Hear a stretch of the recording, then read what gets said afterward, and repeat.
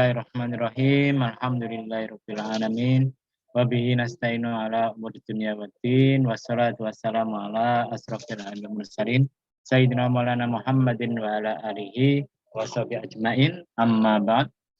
Qala al-musannif rahimakumullah wa nafa'ana bihi wa bi ulumi fid dharain amin ya rabbal alamin. Jadi sebelum kita mulai, ada yang perlu tak benarkan yang kemarin, ada yang keliru. Kemarin atasnya Mas, satu hadis kemarin ada satu kata yang keliru ketika sama Nani. Jadi ya daripada saat tanggungan tak betulkan dulu ya. Kan tidak ada salahnya membenarkan kata-kata yang keliru. Al-kayyisu man dana nafsahu wa amila lima ba'dal maut. Yang keliru kemarin dana. Jadi al-kayyisu utai wong kang cerdas man iku wong dana kang hitung-hitung sapa wong. Kemarin tak artikan doyong atau cenderung keliru. Kang hitung-hitung sapa wong nafsahu ing awak dhewe wong. Artinya orang yang cerdas itu selalu introspeksi diri, menghitung amalnya dengan maksiatnya. Wa amila lima ba'dal mauti, dan mengerjakan perkara-perkara untuk setelah mati tadi. Ya, betul, yang diperlukan cuma itu tok. Dana menghitung-hitung saja. Yang lainnya sudah betul. Ya. Nah, kita teruskan. Jadi kalau saya itu tidak malu membetulkan yang salah kemarin. Oh, kalau salah nanti Anda ikuti terus ya, yang berdosa saya. Dolun wa dolun, sudah sesat menyesatkan. Ya, namanya manusia keliru itu bisa.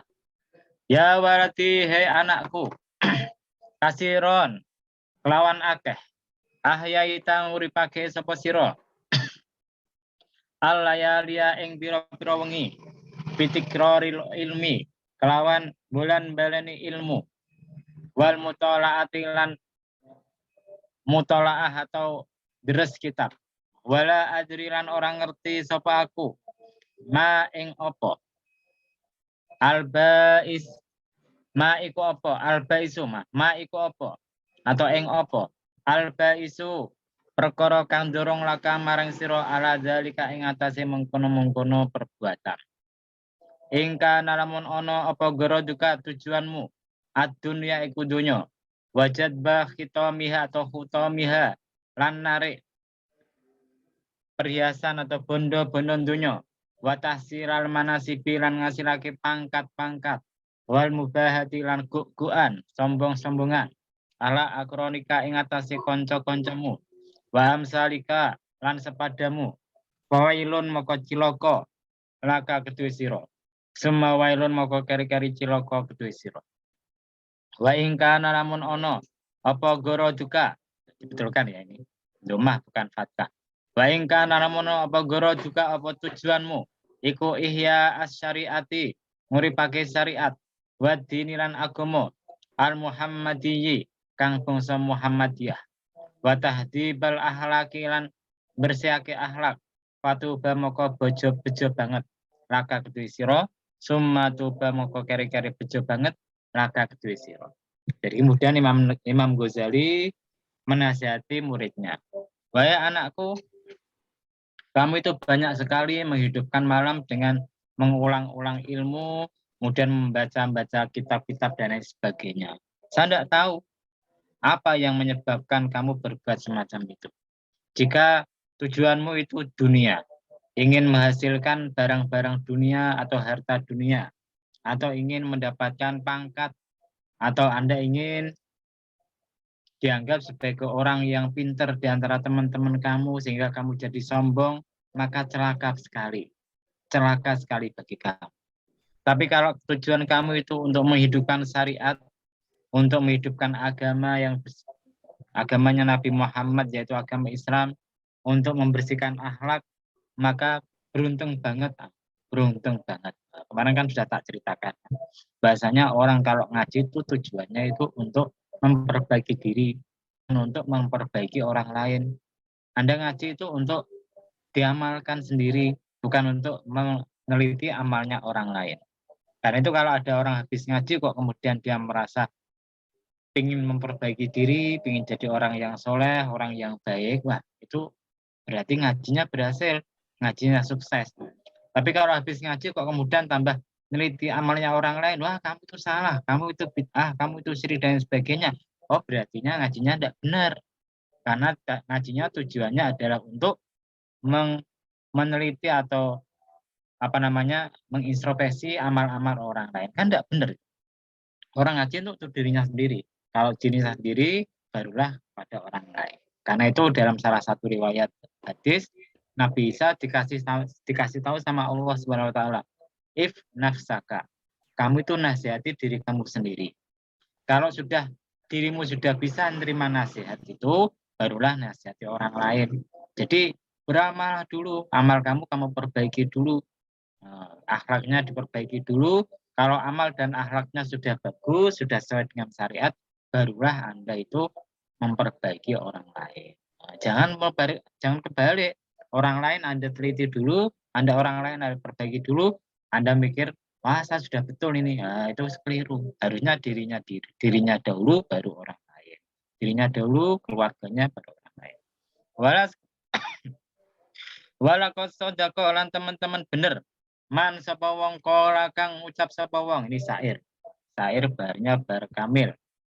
Jadi lagunya innal basita ladaihi yubsatul amalu mustafilun fa'ilun sahrul uyuni li ghairi wajhika da'i'u wa buka'uhunna li ghairi fabdika batilu. Ya, semacam itu. Sahrul uyuni utawi melekane pira-pira mripat. Li ghairi wajhika krana sakliyane zat panjenengan. Da'i'u iku sia-sia. Jadi kalau malam-malam nggak tidur, ya, tapi tidak tidurnya itu bukan karena Allah Subhanahu Wa Taala, bukan karena sholat, bukan karena baca Quran atau tafakur atau zikir kepada Allah. Jadi malam-malam justru buka HP nonton film, malam-malam buka HP lihat Facebook dan lain sebagainya yang kira-kira kurang bermanfaat, maka sia-sia begadang jenengan. Begadangnya sia-sia. Begadang itu harus karena Allah Subhanahu Wa Taala. Wa buka'uhunna li ghairi faqdika. Wa buka'uhunna nan utawi nangise pira-pira mripat li ghairi faqdika krana ora onone kesepen panjenengan. Batilun iku batal. Jadi maksudnya gimana? Maksudnya kalau ada orang nangis dan tangisannya bukan karena Allah Subhanahu Wa Taala, tangisannya bukan karena mikir dosa-dosanya, tangisannya bukan karena mikir amalnya, tapi justru karena tidak punya duit. Tangisannya gara-gara kerja dipecat dari kerjaannya, bahkan yang lebih parah kalau tangisannya gara-gara diputus pacarnya, itu lebih parah lagi. Itu batal itu, tangisan-tangisan macam tidak ada artinya. Karena ikut Rasulullah SAW ada dua mata yang tidak akan disiksa sama Allah SWT. Mata yang pertama itu adalah mata yang menangis karena Allah. Itu insya Allah nanti ketika di hari kiamat tidak disiksa sama Allah. Mata yang kedua, mata yang begadang karena jihad fi sabilillah. Kalau Anda sedang dalam keadaan perang, kemudian begadang, nungguin musuh, nungguin agar nggak diserang, nah itu dapat jaminan tidak akan disiksa mata itu oleh Allah SWT. Kalau matanya tidak disiksa, berarti orangnya tidak disiksa. Oh, berarti kalau kebalikannya, berarti dia masuk surga. Lah, kok tahu? Oh, tadi habis ngaji tafsir surat Yasin ada masalah mata tadi nih. Nah, jadi kadang tidak perlu belajar, kadang ngaji lain bisa diambil ke sini. Wa qala lan dawuh sapa Rasulullah sallallahu alaihi wasallam. Is uripa sapa sira masita ma ing perkara sikta kang ngarepake sapa sira. Fa innaka mayyitun maka sunni sira iku mayyitun iku mati. Nah, ini ada ucapan Kanjeng Nabi, seakan-akan ucapannya itu mendorong tapi sebetulnya menakut-nakuti. Kalau bahasa istilahnya namanya tahdid. Tahdid itu nakut-nakuti. Misalkan Mas Huluk punya anak bandel, nah, maka ketika di jalan raya itu tidak bisa tenang, lari-lari terus akhirnya Anda saking makannya, wis kamu lari di tengah jalan aja, biar tabrak mobil. Itu kan masa perintah? Kan tidak. Itu nakut-nakuti. Ya toh, nakut-nakuti anaknya. Nah, itu namanya tahdid. Sama dengan ucapan Kanjeng Nabi ini. Hiduplah kamu sesuai yang kamu inginkan. Tapi ingat, kamu nanti akan mati. Berarti kamu tuh suruh mikir-mikir. Kalau kamu nanti mati, berarti harus hidup berbuat sesuatu setelah mati itu apa yang kira-kira penting, kira-kira bermanfaat. Wah, bib, lan cintai siro. Tresno siro ma ing perkara. Sikta kang ngarepake sapa sira, fa innaka maqazni sira. Mufarikuhu iku pisah ing masikta. Jadi cintailah apa saja yang kamu inginkan karena Anda akan berpisah. Jadi ketika manusia itu dibawa jenazahnya menuju kuburan, kan biasanya manusia membawa 3 perkara. Pertama itu keluarga dan teman-temannya, yang kedua hartanya, yang ketiga itu amalnya. Nanti ketika orangnya kembali semua, tinggal yang berada di kuburan cuma amalnya saja. Keluarganya, saudaranya, teman-temannya, bahkan harta yang dibawanya itu semuanya kembali pulang, berpindah tangan. Maka cintailah apa yang kamu inginkan, tapi ingat kamu akan berpisah dengannya. Berarti kita harus memperbanyak amal soleh, karena amal soleh adalah satu-satunya perkara yang tidak akan berpisah dengan kita meskipun kita meninggal dunia. Wa'mal. Nah ini Pak Nur, tumben tidak ada. Kemana orangnya Pak Nur? Masih jalan, Pak, perjalanan. Masih perjalanan. Yeah. Wa'mal. Lan agawe sapa sira ma ing perkara sikta kang ngarepake sapa sira. Fa innaka maqusni sira maziyun kuden bales di kelawan ma. Jadi beramalah kalian sesuka hati kamu. Karena apa? Karena nanti di akhirat amal kamu itu akan dibalas sama Allah Subhanahu wa taala. Cuma orang umat Islam itu dapat keistimewaan dari Allah Subhanahu wa taala. Apa keistimewaannya? Kalau kita berbuat kebaikan, maka akan dibalas minimal 10 kebaikan. Manja hasanah itu minimal 10 kali kebaikan. Kalau tidak 10 kali kebaikan berapa? Bisa dibalas sebanyak 700 kali. Dalam Al-Quran dikatakan, Masarul ladina yunfiquna fi sabilillah kamasil habbatin ambatat ambatat terusannya saya lupa, bahwasanya orang yang beramal di jalan Allah itu akan dibalas seperti butir padi. Ketika dia ditanam akan menghasilkan 7 bulir dan tiap bulir ada 100 biji padi. Jadi dibalas sebanyak 700 kali. Oke. Kalau tidak 700 kali, balasannya bisa berlipat ganda. Mandalladzi yuqridullaha qardan hasanan yudha'iflahu ada'afam mudha'afah. Kalau orang mau ngutangi Allah di jalannya, Anda mau sedekah untuk bikin masjid, sedekah untuk bikin madrasah, dan sedekah untuk yang lain-lain, insya Allah nanti Anda akan dibalas dengan pahala yang berlipat ganda, tidak hanya 700 kali.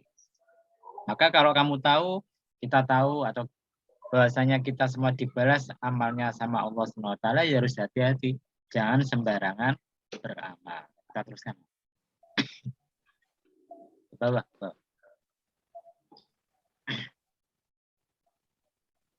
Nah, ma faidatuka. Ma iku apa faidatuka utawi faedahmu? Fi tahsiri ilmil kalami, ing dalem ngasilake ilmu kalam. Wal khilafi lan ilmu perbedaan. Wat tibbi lan ilmu kedokteran. Wat dawawini lan ilmu diwan. Diwan itu biasanya kumpulan syair. Jadi kalau ada ulama atau penyair bikin syair-syair dikumpulkan, maka kumpulan syair itu namanya diwan. Wal as'ari lan pira-pira syair. Wan nujumi lan ilmu perbintangan. Wan nahwi lan ilmu nahwu. Wat tasrif lan ilmu tasrif. Wa ghairiha lan saliyane ilmu kabeh. Jadi apa faedahnya? Kamu menghasilkan ilmu kalam, ilmu tauhid, kemudian ilmu perbedaan pendapat, ilmu fikih agama. Kemudian ilmu kedokteran dan syair-syair beserta diwannya, ilmu perbintangan. Ilmu perbintangan itu nanti ada 2 macam, Mas. Ilmu perbintangan yang diperbolehkan untuk dipelajari, ada ilmu perbintangan yang tidak diperbolehkan untuk mempelajari. Apa ilmu perbintangan yang dipelajari? Ya, semacam ilmu astronomi. Anda tahu bulan, matahari, jaraknya berapa, kemudian terbitnya di mana, itu boleh dipelajari. Bahkan kadang-kadang harus dipelajari kalau ingin menentukan arah kiblat. Tapi kalau ilmu perbintangan yang kedua, ilmu nujum, wah, misalkan Anda itu lahir di bulan apa? Oh, bintangnya Pisces, bintangnya ini, nanti nasibnya ini, oh, sial dan lain sebagainya. Loh, itu tidak boleh dipelajari. Nah, itu yang haram dipelajari. Jadi, apa faedah kamu belajar ilmu macam-macam ini kalau tidak ingin dekat kepada Allah SWT? Inti dari belajar ilmu itu adalah untuk mendekatkan diri kepada Allah. Ma hasolta, ma iku apa? Ya, ing apa? Hasolta, ngasilake sapa sira?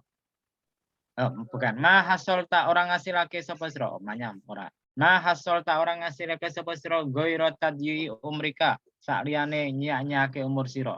Fil ghaflati ing dalem lali. Anjalalillahi saking keagungan Allah wa udmatihi lan keagungan Allah wa qadri lan kekuasaane Allah. Li anni kronos ingsun korok tu maca sapa ingsun fi Injil Isa ing dalam kitab Injil Nabi Isa alaihissalam. Innal abda nalik sedune kawula ida mata nalikane mati sapa kawula wa wudi aran den deles sapa kawula fi qabrihi ing dalam kuburane kawula. Yas'aluhu takonhu ing kawula sapa Allah taala binafsihi kelawan awak dhewe ne abdun arba'ina ing 40 apane soalan apane pitakone awaluha utawi kawitane pitakon abdi duh kawulaku kot harta teman-teman nyucikake sira mandorol kholqi ing pandangane makhluk sinina ing pira-pira taun harta ana to nyucikake panjenengan mandori ing pandangku saatan ing sesaat. Jadi maksudnya gimana? Maksudnya kemudian kamu tidak menghasilkan apa-apa dari mencari ilmumu kecuali menyanyikan umur. Karena aku membaca di kitab Injil bahasanya Nabi Isa berkata, apabila seorang hamba itu meninggal dunia, maka dia itu akan ditanyai sama Allah sebanyak 40 persoalan. Pertanyaan pertama, wahai hambaku, kamu sungguh-sungguh telah membuat suci pandangan makhluk padamu. Maksudnya gimana? Maksudnya kita semua ini kan kalau bersama orang banyak, kita kan malu berbuat maksiat, mau berbuat dosa. Sehingga orang-orang akan melihat, oh itu loh, siapa? Pak Nuryo. Oh, itu Mas Rusrannya tidak ada kemana tadi. Mas Rusran itu orang yang baik. Oh, sholatnya genap, puasanya sanggup, tidak pernah maksiat. Padahal belum tahu di balik itu dia berbuat maksiat atau tidak. Ini artinya Anda mensucikan pandangan makhluk kepada Anda. Tapi apakah kamu tidak malu? Nah, apakah kamu tidak ingin mensucikan dirimu dari pandanganku saja? Jadi kalau orang itu sudah mikir dia itu dekat sama Allah SWT, diawasi sama Allah SWT, ada ndak ada makhluk itu sama saja. Sholatnya ya tetap biasanya kalau 5 menit ya tetap 5 menit. Puasanya ibadahnya.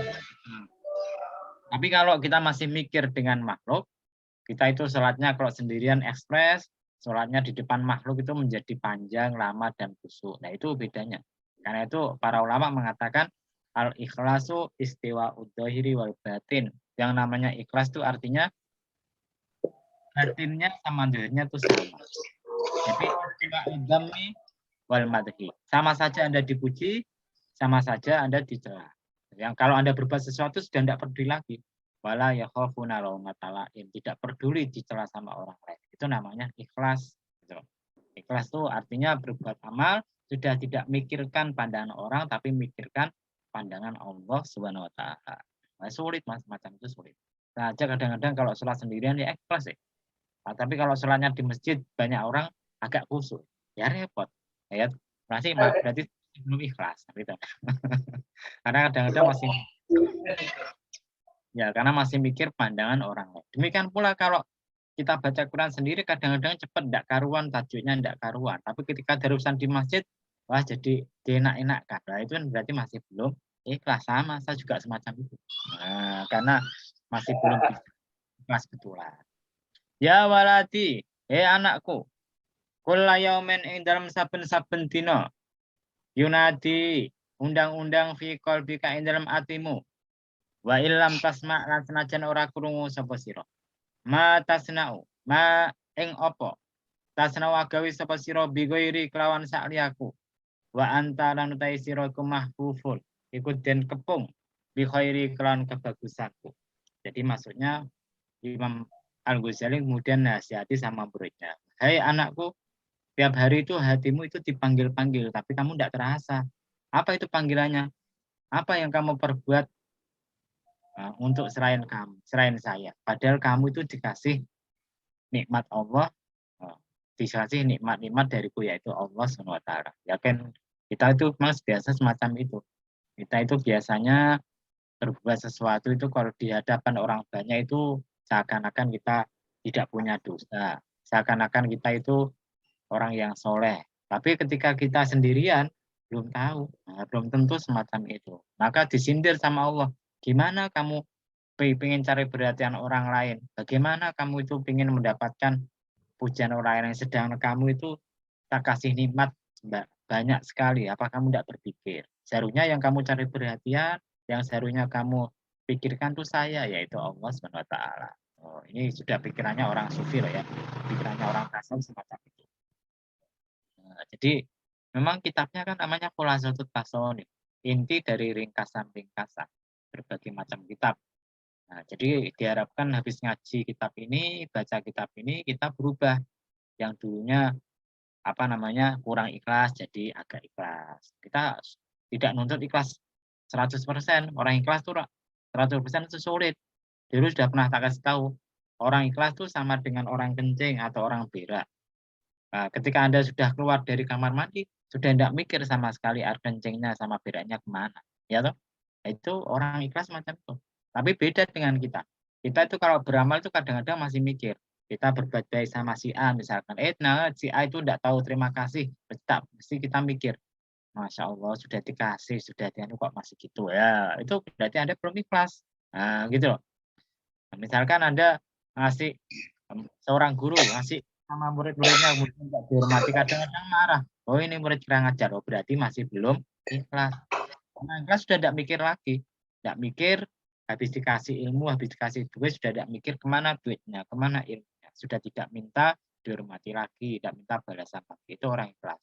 Tapi sulit kan?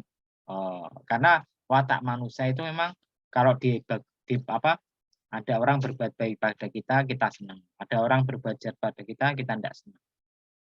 Watak manusia semacam itu. Ya waladi, hei anakku, al ilmu utai ilmu bigairi amalin kelawan tanpa amal. Jununiyun iku edan. Wal amalu lan utai amal bigairi ilmin kelawan tanpa ilmu. Aznabiyun iku monco, artinya orang asing. Maksudnya gimana? Maksudnya orang yang berilmu tapi tidak mau beramal, wah itu orang gendeng. Sudah tahu itu obatnya tidak diminum. Sudah tahu itu mau ke Surabaya naik bis Surabaya, ada juga tulisan bis Surabaya tambah tidak mau naik. Ya kapan sampainya ke Surabaya? Ilmu amal itu sama dengan orang yang gila. Demikian pula amal tanpa ilmu, aznabiyun. Amal tanpa ilmu itu seakan-akan orang asing. Kenapa? Kadang tidak pas. Nah, contohnya Imam Ibnu Hazm. Imam Ibnu Hazm dulu itu bukan ahli fikih, orang biasa. Tapi ada kejadian yang bikin dia itu menjadi ahli fikih. Ceritanya suatu saat ada orang meninggal dunia. Kemudian itu ceritanya habis duhur, kemudian mau dimakamkan, mau disolati, kemudian makamnya ditaruh di masjid. Imam Ibnu Hazm langsung masuk ke masjid, langsung mau sholat mau sholat jenazah. Maka ditegur sama seseorang, Kang, agamanya semacam itu. Kamu itu gimana? Masuk masjid kok nggak sholat tahiyatul masjid dulu? Ya sholat dulu lah. Maka Imam Ibnu Hazm kemudian sholat tahiyatul masjid. Maka ternyata jenazahnya itu mau dikuburkan masih lama. Habis asar baru dikuburkan. Imam Ibnu Hazm pulang dulu dari masjid, kemudian habis asar beliau masuk ke masjid lagi. Sholat tahiyatul masjid. Ketika habis sholat diomongin sama orang, Kang, kamu itu gimana sih? Habis asar itu tidak boleh sholat apapun tidak boleh, sholat sunnah apapun tidak boleh. Kamu itu tahu enggak ya? Nah, ya maka Imam Ibnu Hazm ketika dengar ucapan itu dia merasa malu. Masya Allah, saya sudah beragama Islam bertahun-tahun kok tidak tahu ilmu fikih ya. Nah, akhirnya kemudian dia belajar ilmu fikih, akhirnya jadi ahli fikih, akhirnya menjadi Imam Ibnu Hazm, salah satu penyokong madzhab Dzuhri. Abu Dawud Dzuhri kan madzhabnya sudah hilang kemudian muncul Imam Ibnu Hazm, beliau meneruskan madzhabnya Imam Abu Dawud Ad-Dzuhri, sehingga zaman sekarang itu madzhab Dzuhri banyak terpengaruh dengan Imam Ibnu Hazm. Gara-garanya apa? Gara-gara sholat tahiyatul masjid keliru terus. Nah, gitu kan, keliru. Nah, maka dia jadi Imam Ibnu Hazm tadi. Kadang-kadang Allah itu memberikan hidayah, taufik pertolongan dengan cara yang tidak wajar semacam itu. Ya waladi, hei anak di annal ilma, di annal ilma kronotu ilmu, illam yubaidika, lam orang ngedoake sop apa ilmu ka ing sira, al yauma ing dina iki, anil maasi saking pira-pira maksiat, walam yusayyir kalan ora dadekake apa ilmu ka ing sira, ta'ian ing ketaatan, lam yubaidika moko ora ngedoake apa ilmu ka ing sira, godan ing dalam sesuk min nari jahannam saking neraka jahannam. Jadi kalau hari ini ilmu itu tidak bisa mencegah kamu dari maksiat, tidak bisa membuat kamu taat kepada Allah, maka nanti dari kiamat ilmu kamu juga tidak akan bisa menyelamatkan kamu dari api neraka, tidak akan bisa membuat kamu lepas dari neraka jahanam. Wa illam ta'mal, moko lamun ora beramal sapa sira al yauma ing dina iki, walam tatadarok lan ora nyusuli sapa sira ma ing perkara fata kakang pot kang ora oleh apa maka ing sira minal ayami saking pira-pira dina almadiyati kang wis kliwat godan ing dalam sesuk fil kiamati ing dalam dina kiamat taku ngucap sapa sira farjina mugi-mugi balikake panjenengan na ing kita nakmal maka beramal sapa kita solihan ing amal soleh payukaulu maka den ucapake laka marang sira ayyuhal ahmaku wong kang komprom. Ahmak itu lebih parah daripada bodoh. Orang bodoh itu namanya jahilun, orang yang bodoh. Kalau ahmak itu lebih parah dari bodoh. Jadi misalkan ada orang ditanya, Pak, gajah itu apa ya? Karena enggak tahu, saya enggak tahu. Itu namanya jahilun, bodoh. Tapi ketika ditanya, Pak, gajah itu apa? Oh, gajah itu binatang yang kecil, yang kadang-kadang itu berbaris di tembok. Lah itu namanya ahmak, itu semut Pak namanya, bukan gajah. Oh, paham ya? Ahmak itu lebih parah daripada apa namanya. Sekarang banyak orang yang ahmak. Kenapa sekarang banyak orang yang ahmak? Dia tahu agama hanya dari Google, dari internet, dari baca-baca website, tidak bisa bahasa Arab, tidak bisa apa-apa. Kemudian, ayo kita kembali ke Al-Quran dan hadis, kita istihad. Oh, istihad gimana? Dia itu tidak bisa bahasa Arab. Itu namanya ahmak, bukan jahlun lagi. Kalau jahlun bodoh, tidak tahu. Ahmak itu sudah bodoh tapi keminter. Nah, ahmak itu semacam itu. Anda lihat toh, kadang-kadang di televisi atau di media sosial dan sebagainya, ada orang yang baru ngaji atau terus kemudian sudah seakan-akan lebih hebat dari ulama-ulama kiai-kiai yang sudah lama ngajinya. Jadi kiai itu sulit, Mas. Dulunya gimana? Harus ngaji bertahun-tahun, harus punya guru macam-macam, harus kemudian ngamalkan ilmunya. Tidak 1 hari belajar, 1 bulan belajar, pelatihan 2 bulan jadi mubalik kiai. Wah, itu enggak sama dengan mie instan. Iya. Kalau mie instan cepat jadi, itu enggak mungkin lah. Kiai instan itu gimana? Kenapa? Karena itu dikatakan innamal ilmu bitta'allum. Sesungguhnya ilmu itu dengan cara belajar. Nah, belajar itu perlu waktu yang lama. Kalau Anda ngaji ala-ala tanwarul ilmi illa bisittatin. Salah satunya adalah apa namanya? Waktu yang panjang. Orang ngaji itu harus punya waktu yang panjang sehingga jadi sempurna ilmunya. Makanya ulama-ulama zaman dahulu itu gurunya banyak, ada hanya 1, 2, 3 dan seterusnya. Imam Al-Bukhari gurunya lebih dari 2000. Bayangkan, baru kemudian jadi imam.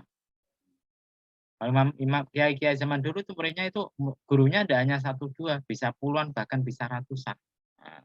Bahkan bisa ribuan. Karena itu mereka pantas jadi kiai. Kalau zaman sekarang itu baru ngaji di 1 guru, 2 guru, baru berapa bulan sudah ngaku jadi ustadz. Ya repot lah. Karena itu Rasulullah mengatakan bahwasanya apa namanya salah satu tanda akhir kiamat itu adalah dengan tercabutnya nyawa para ulama. Maka ketika ulama itu sudah hilang, orang-orang akan mencari ahli agama dari orang-orang yang bodoh. Nah, dolun fa'adul. Mereka sesat dan menyesatkan. Jadi hati-hati kalau pengen ngaji pada seseorang, berguru pada seseorang, teliti lewat belajarnya tadi. Kalau Anda tahu riwayat belajarnya, dan Anda tahu dia sudah banyak ngaji, mondok dan sebagainya, bolehlah Anda ngaji. Tapi kalau tidak jelas, sebaiknya tidak usah. Bisa-bisa tertipu. Salah satunya yang lagi ngetren itu adalah Kiai Safarudin. Dari mana ya? Saya lupa itu. Safarudin dari daerah Jawa Timur. Saya lihat videonya. Videonya tambah lucu. Dia mengatakan orang rokok tidak batalkan puasa. Oh, tidak batal loh. Rokok tidak mengenyangkan ya. Yang batal itu mengenyangkan loh. Dia tidak tahu kalau ngaji fikih diterangkan. Bukan masalah mengenyangkan atau tidaknya. Yang batalkan puasa itu apabila ada sesuatu yang masuk ke dalam perut. Nah, dalam perut meskipun tidak meskipun tidak mengenyangkan itu bisa batal. Kalau Anda ngaji kena diterangkan apabila ada seseorang itu tidak sengaja nguntal benang masuk ke dalam perutnya.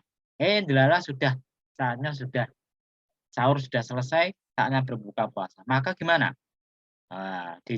Apakah puasanya batal enggak? Oh, itu diselesaikan. Padahal benang itu tidak bikin Anda kenyang ya. Maka ucapan Kiai Safarudin ini nyeleneh dan ngawur, tidak sesuai dengan ilmu. Yang kedua, dia mengatakan suami istri itu kalau bulan Ramadan siang hari boleh berjima, boleh kumpul, halal. Halal tidak masalah. Kecuali kalau Anda jima dengan istri tetangga tidak halal. Oh, gitu. Kalau Anda ikut saya masuk surga katanya gitu. Repot ini. Surganya sudah dimiliki dia, kita tidak kebagian. Ini di internet, Anda browsing Kiai Safarudin dari Jawa Timur, saya lupa tempatnya di mana. Itu aneh kan itu. Makanya ini dolun wa adolun, sesat dan menyesatkan. Dalam videonya kemudian diprotes sama seorang santri. Ikut Kiai Nawawi dalam kitab Nihayatul Zen, baru diomongkan gitu, diusir dia. Kamu itu jamaah mana? Maka ini orangnya katanya, saya ini sudah ma'rifatullah, sudah waliullah, namanya macam itu. Ma'rifatullah semacam itu.